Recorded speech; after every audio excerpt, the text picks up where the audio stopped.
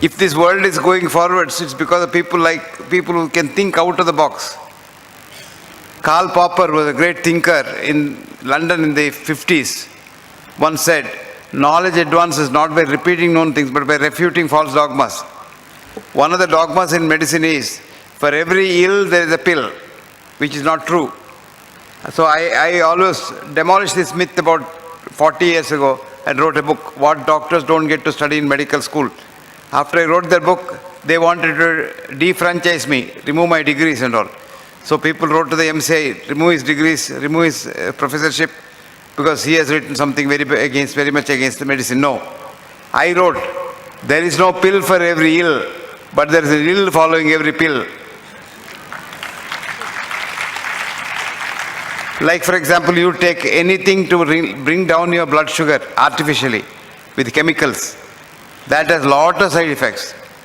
And most of the actually diabetic problems, many of them are due to the drug side effects rather than the diabetes itself.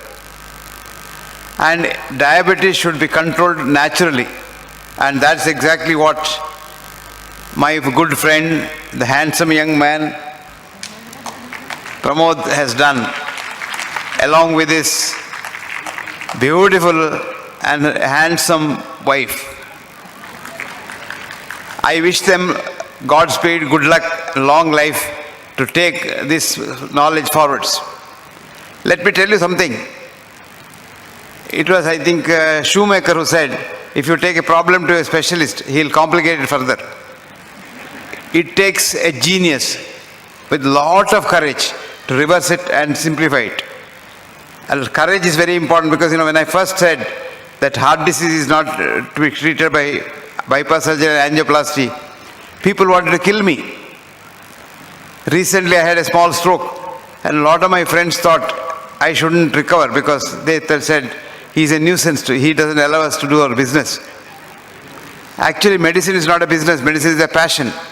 Medicine is a passion, so you have to do it because you are committed to doing it. And many of us in India do not think with the Indian mind at all because we don't have an Indian mind. And luckily, Pramod yet has not become a true RNI. RNI is resident non-Indian. We live in India, but think in America. Pramod thinks like an Indian, and I hope he'll continue to think like an Indian. And Pramod showed for the first time that diabetes can be controlled without drugs and without any effort from the doctor. Actually, that is how it should be. When I first started the treatment for heart disease without any treatment, drugs, people laughed at me. But now they come to me, especially doctors come to me, because when they get ill, when they get a heart attack, they don't want the usual treatment that they give to others. And some of them don't want me to let the world know that they have come to me. They come quietly, secretly, and then take the treatment and go away. This is nature. Now, if today medicine has gone one step further, it is because of Pramod's effort to say that diabetes can be controlled naturally. The conventional thinking is diabetes, the minute you have diabetes, you must immediately go and have either insulin or some other tablet. And that's why the West always hypes that. I think it was Sindeji who was talking about Nobel Prize and all. Nobel Prize is given only if there is business in whatever you find out. Like, for example, Banting and Best found out insulin. Immediately they get the Nobel Prize and everything happens. But insulin is the one which has probably done more damage than diabetes itself. It is hyperinsulinemia that does all the damage because insulin is a growth hormone. So whether you produce endogenous or exogenous hyperinsulinemia, you get all the vascular complications, eyes, kidneys, heart, lung, everything is damaged. Your legs, everything is damaged. But before the insulin level goes up too much, you are okay. And that is where Western medicine has gone astray. Western medicine has gone after the wrong science of reductionism. That is, supposing somebody was talking about cancer, you would be surprised. We know what cancer is, but we don't know how to cure cancer. But we still give treatment which we know doesn't work. Chemotherapy and lot of things, and we know it doesn't work. but we still give it because it's a big business. You will be surprised to know that cancer business in America is $2.5 trillion business. So we want it to be perpetuated. Now we know 75% of the cancers are due either due to tobacco or due to alcohol. But no government in the world, nowhere, has come forward to ban tobacco and alcohol because they are the ones that get them a lot of tax.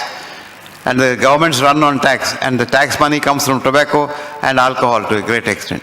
So we want cancer, but we don't want cancer to go, because cancer is a business. Supposing cancer business goes away, cancer disappears, you will be surprised.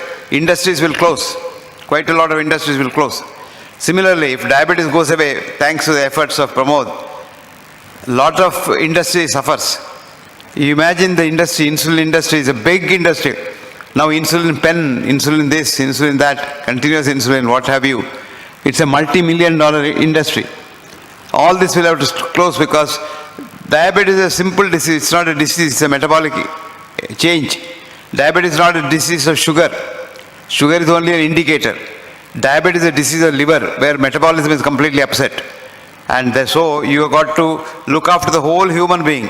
And the whole human being includes the most important part of the human being is human mind. Where is the mind? Never mind. Even your doctor thinks your mind is in the brain. And that's why mental diseases are treated with chemical drugs, which only affect the brain. Mind is not in the brain. Remember that. Mind is not in the brain. Mind is the consciousness. The whole human being is the mind. So if your mind is pleased, your diabetes is gone. If your mind is pleased, your heart disease is gone. If your mind is pleased, your cancer is gone. You hate somebody, your diabetes goes up.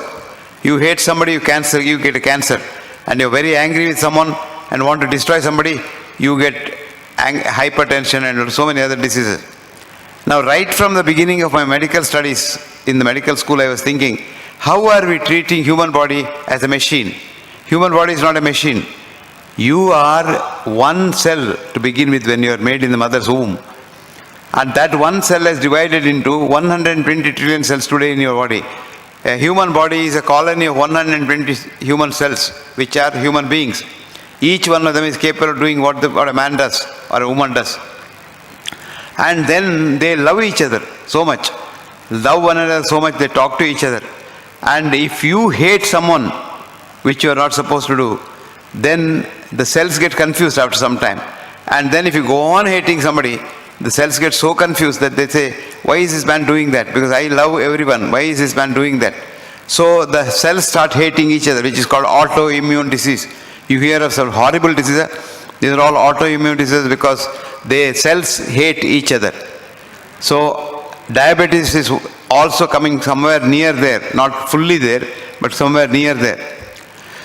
So the most important part is keep your mind tranquil, love the whole world, and have a healthy mind. You know what a healthy mind is? A mind with enthusiasm to work. You want to work. And enthusiasm is compassionate. You want to help somebody. And if you have these two qualities of head and heart, you probably become a human being. But our education system doesn't do that. Education system tries to give you a job and money. So big IITs and all, they say, how much does my student get salary next year? That's the yardstick.